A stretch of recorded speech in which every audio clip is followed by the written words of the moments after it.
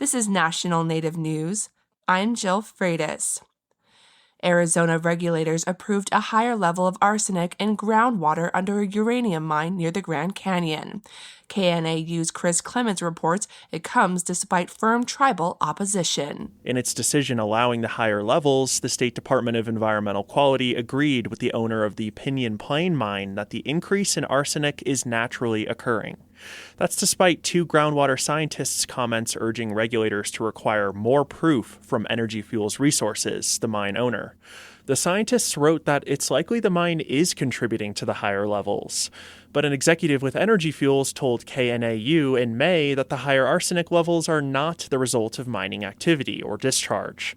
The Havasupai tribe condemned regulators' decision and said it would pursue every legal avenue it can to protect water in the Grand Canyon.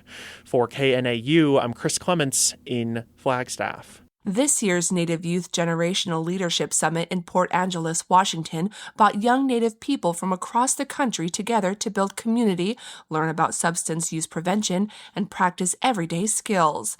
Isabel Charlet reports.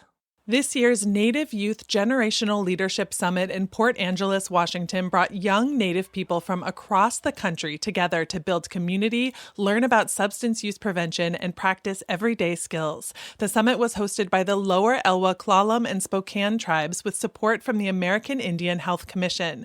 Tia Skirbeck with the Lower Elwha Klallam Tribal Council says the 2.5-day summit included traditional practices that not all Native young people get to experience, like storytelling and talking circles. We rely on those teachings and those practices to help carry through the prevention messages that we're sharing with the youth and helping them develop some skills to become resilient. They're not just little kids running around. They're our future leaders. Skirbeck adds the youth also shared what issues they would like to see their communities prioritize. She says while the summit was focused on youth, it was multi-generational and included elders who offered guidance and support.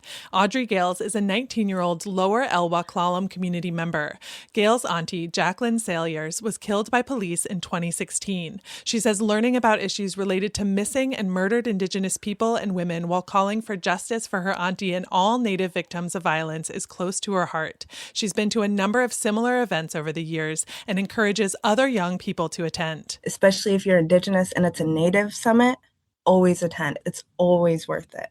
You learn so much, meet so many people. She adds another highlight was learning how to make a salmon net out of stinging nettle and celebrating the return of fish populations to the Elwha River after her tribe led the campaign to remove 2 dams there. I'm Isabel Charlet, Washington News Service. The Ketchikan Indian Community has launched a new initiative that combines tourism with community service. The Community Care Package Initiative invites visitors and local residents to assemble care packages with items such as socks, toiletries, hygiene products, and snacks for people experiencing homelessness in Ketchikan. According to the tribe, proceeds from the program will support its permanent supportive housing project, which is expected to open in August and provide housing and supportive services for 28 people. The initiative builds on KIC's effort to address homelessness, including operating Ketchikan's only overnight cold weather shelter for the past 2 years. The tribe says it hopes the program encourages visitors to support the local community while visiting Southeast Alaska. I'm Jill Freitas.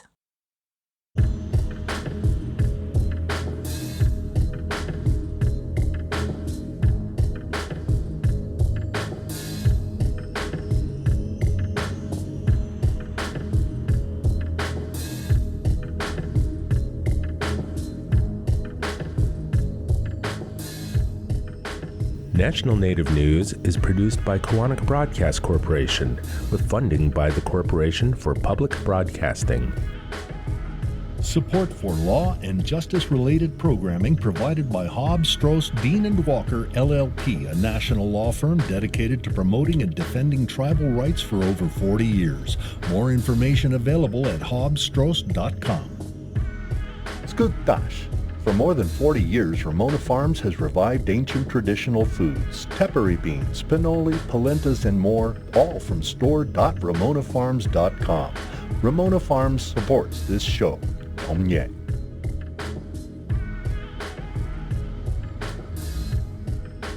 Native Voice One, the Native American Radio Network.